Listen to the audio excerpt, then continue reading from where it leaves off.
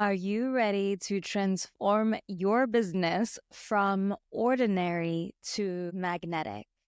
And whether you think about your business as a brand or not, you are.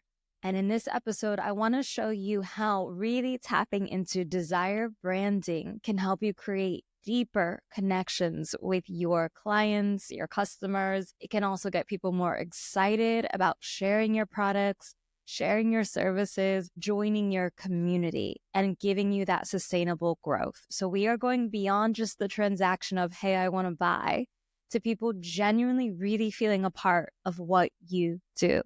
That is desire branding. It's something that has such a powerful force that we can use in our business, in our marketing, but oftentimes we don't fully understand it.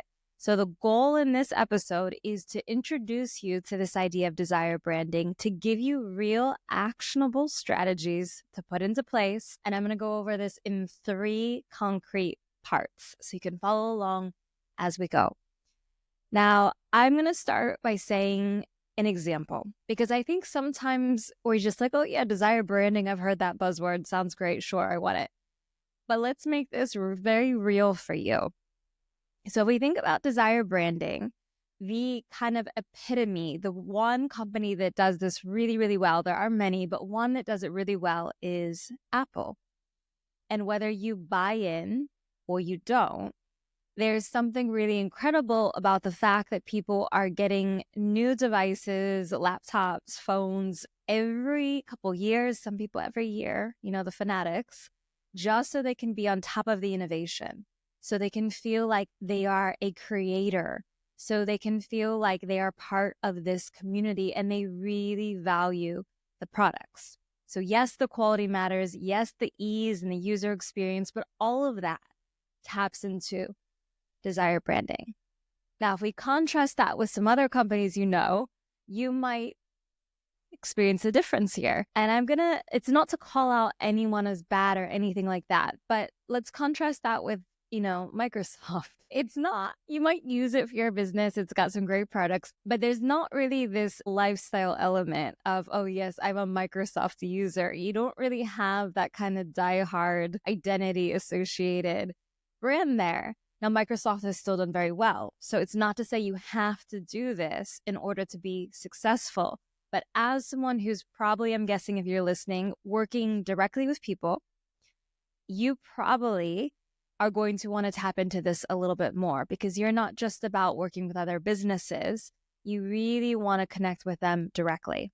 So let's go into how can you do this. Let's start with the difference between pain point marketing and desire branding, because most of us are taught to do pain point marketing. We're taught to look at what are the weak points, the things that people are struggling with, they're suffering with, and how can we directly position ourselves to solve those problems. And kind of also, it's not nice to say, but you're basically rubbing salt in the wound.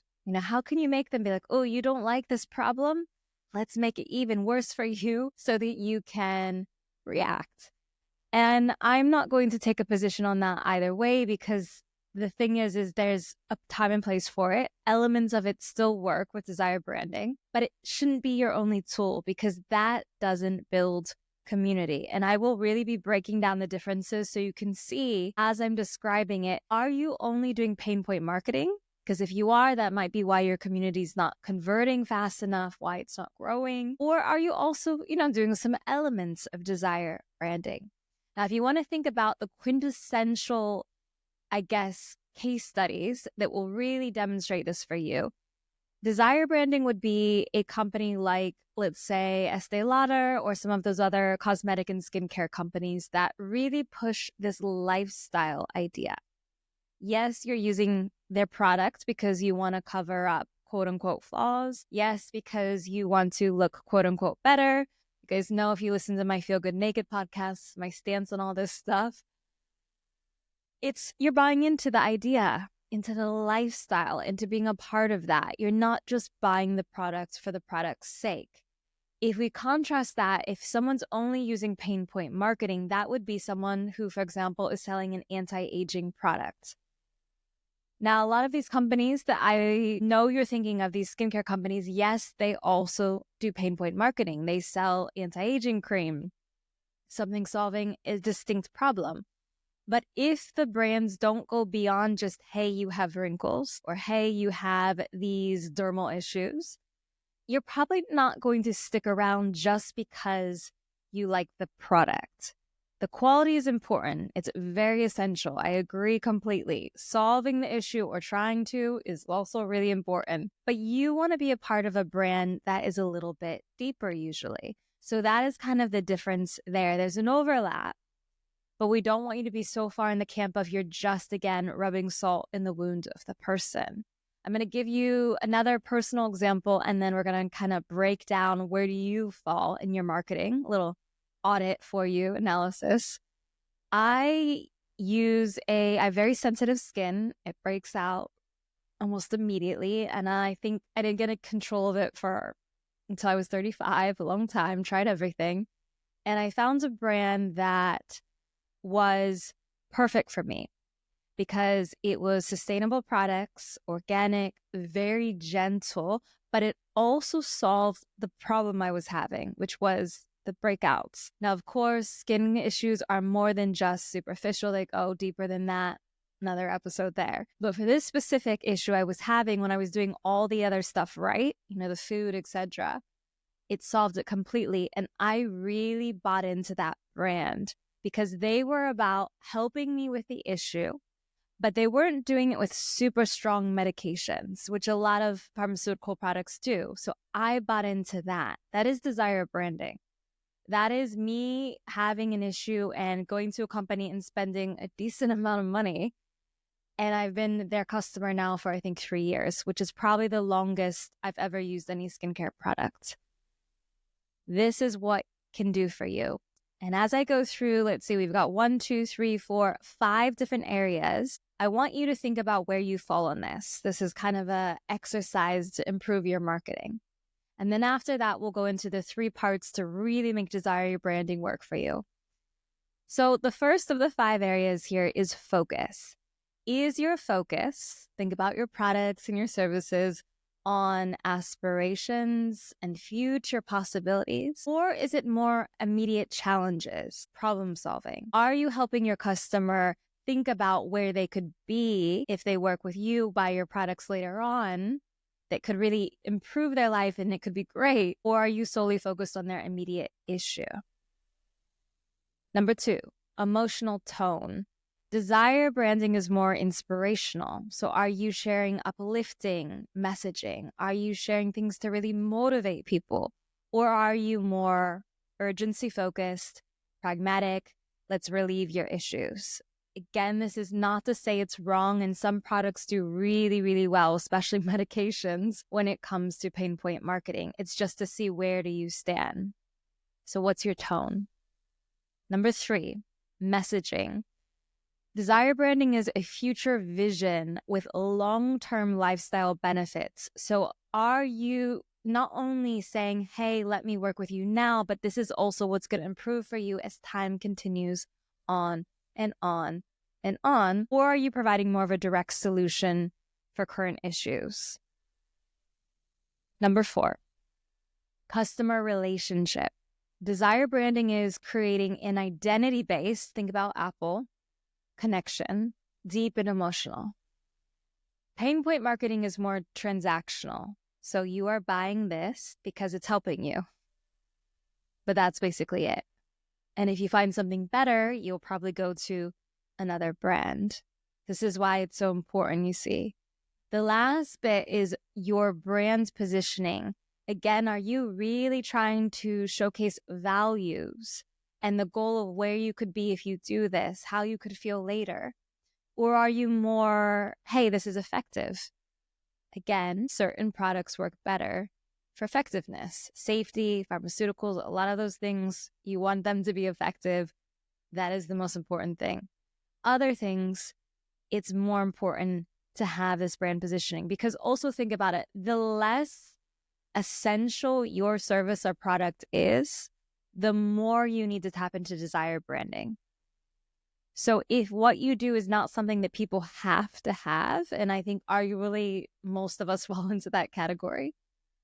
I know we say, oh, we should make them feel that way, but basic, if you look at what you do, if people can survive without it, you need desired branding. So thinking about that little audit before we continue on as we go through this, section 1 of 3 concepts here that we're going to go through is 1, having you embrace aspirations. So getting people to really think about what life could be, and emotional resonance, sticking with them. That kind of, imagine a vibration, like a small vibration. Someone holds a rock that's vibrating. I don't know why it would be, but this is the image that's coming to me. It vibrates and it continues to vibrate. And the feeling of that emotional resonance goes well beyond your messaging. These are the kind of adverts that you sit and think about later.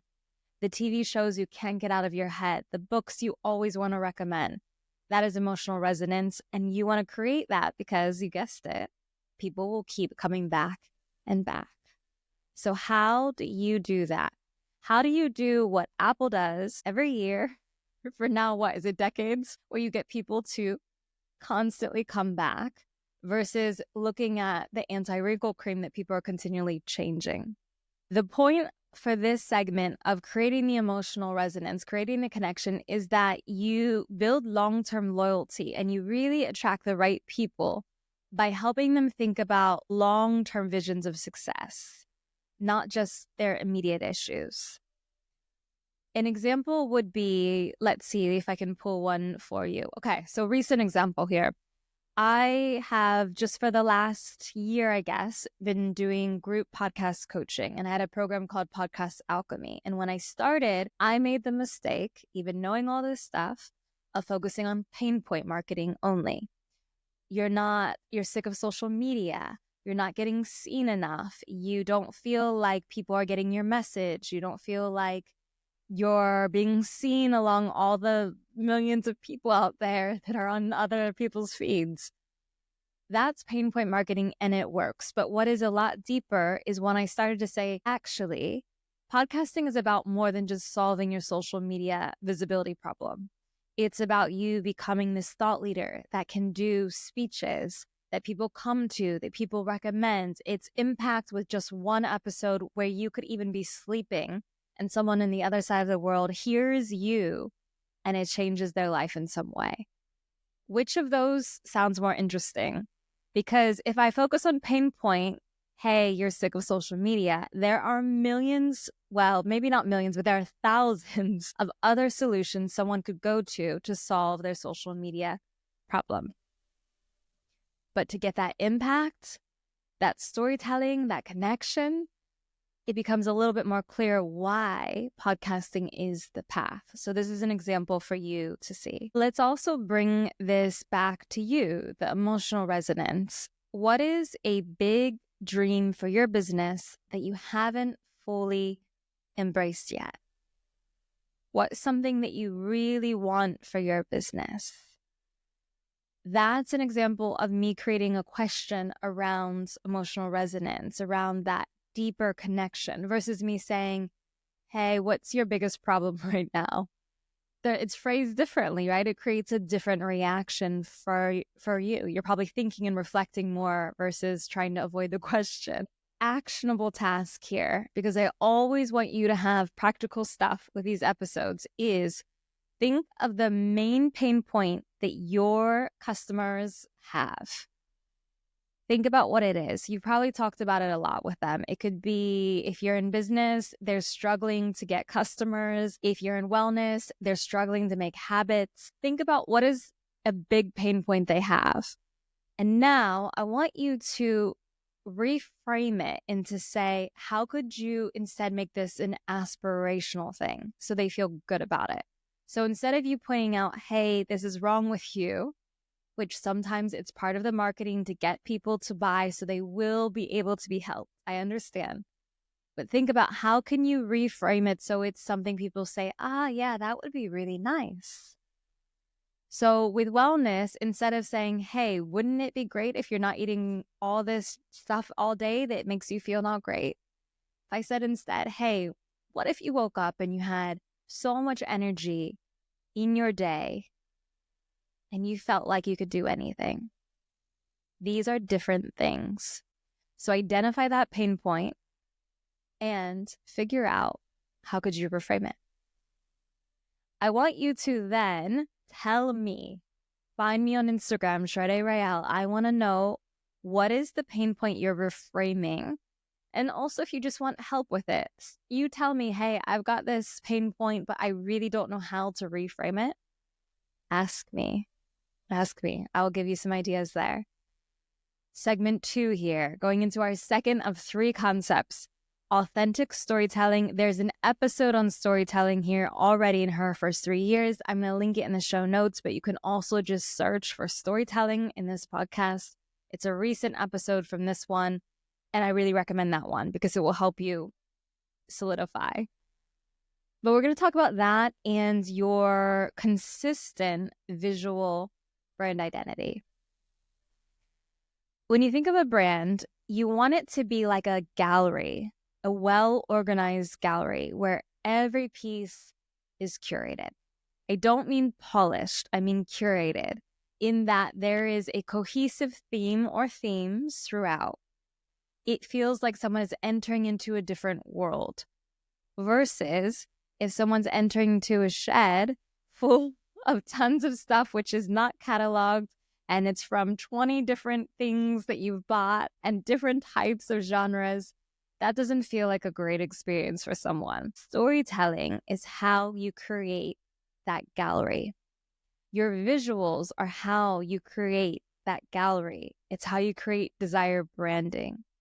It makes a difference for your audience. The biggest problem that most brands have, especially online, and I have felt this, is that we need to create trust and we need to have recognition among people. We need people to say, I trust them to fix this problem. I trust them to do this. And in order to create that trust, a big component besides delivering quality things is to be consistent in the way you visually show up and also create storytelling that really reinforces again and again your message, your concept. So people get to know you and say, hey, I know what to expect from her.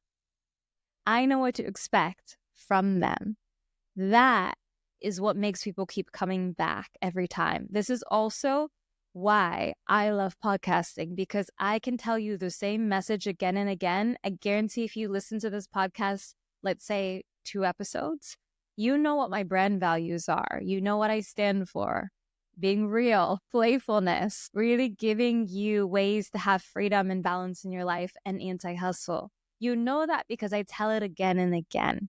So having that ability to consistently share what you're about can make such a difference. Now, on the other side of this, we have your brand visuals. And this is where if you're a startup or you're just starting, it's hard because you're thinking, well, I don't have the money to invest in the photographer and do all these things.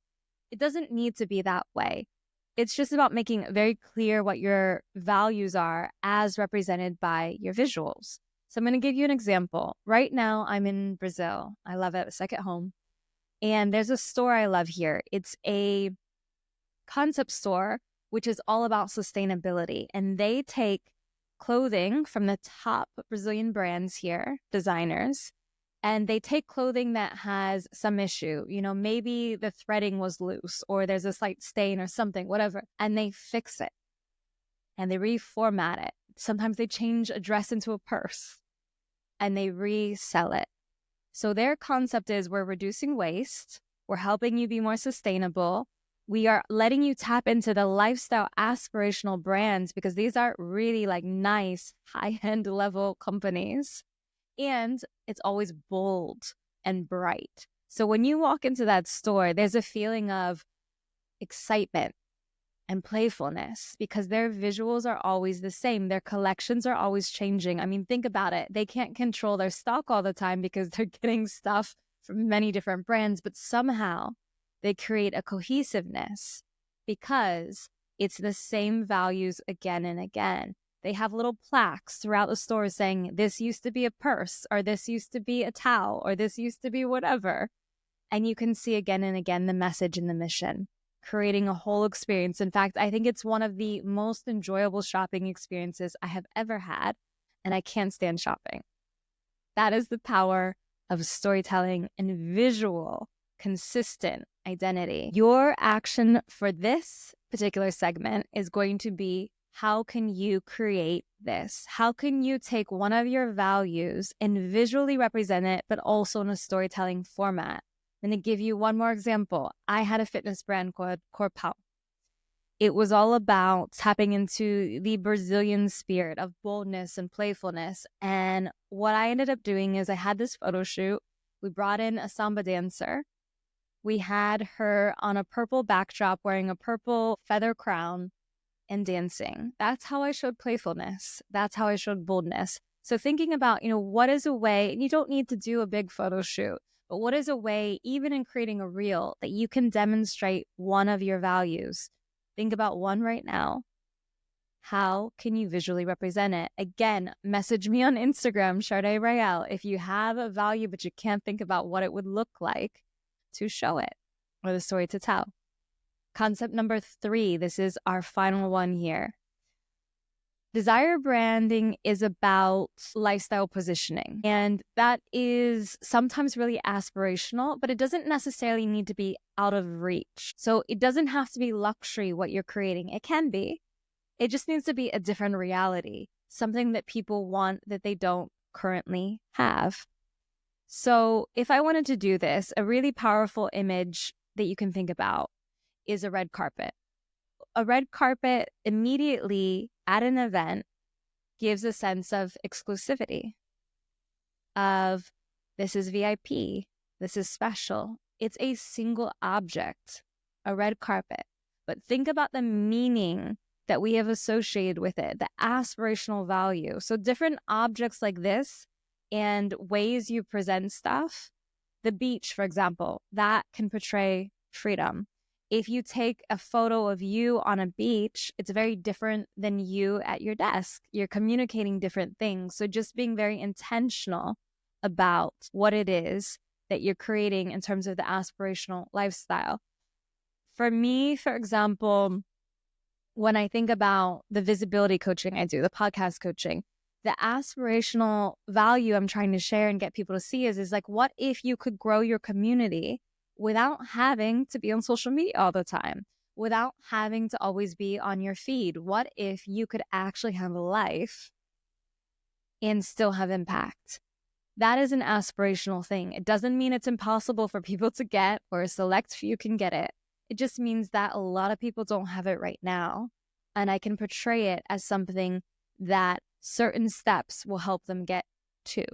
It allows you to really showcase this. Again, this is where desire branding and storytelling really dovetail. So again, listen to that episode, Storytelling, next. It is a quick one, and I give you really concrete points on how to create your story, which is kind of the next step here.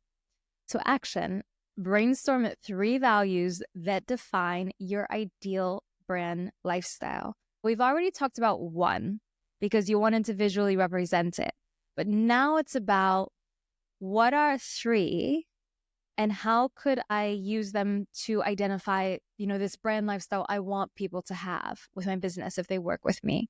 So if I were to say it, I want people to have a value is, for my brand lifestyle, is freedom.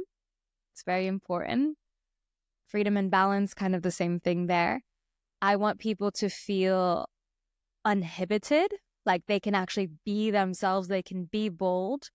And another value would be, I want people to have a real sense of fulfillment. They are touching people's lives. They are changing things. They are not just making money. They are having real impact. Those are the values that I would use for my brand lifestyle. And then I would communicate those with stories. Stories of the podcast client who has a nutrition show and someone listened and they were able to solve a problem they've been having for ages with their gut health. Stories of the client who has the communication podcast and someone was listening to that and thought, hey, I need to change the way that I am interacting in my relationship, and things got better. That is a way that I weave my stories into my brand values, which are also aspirational.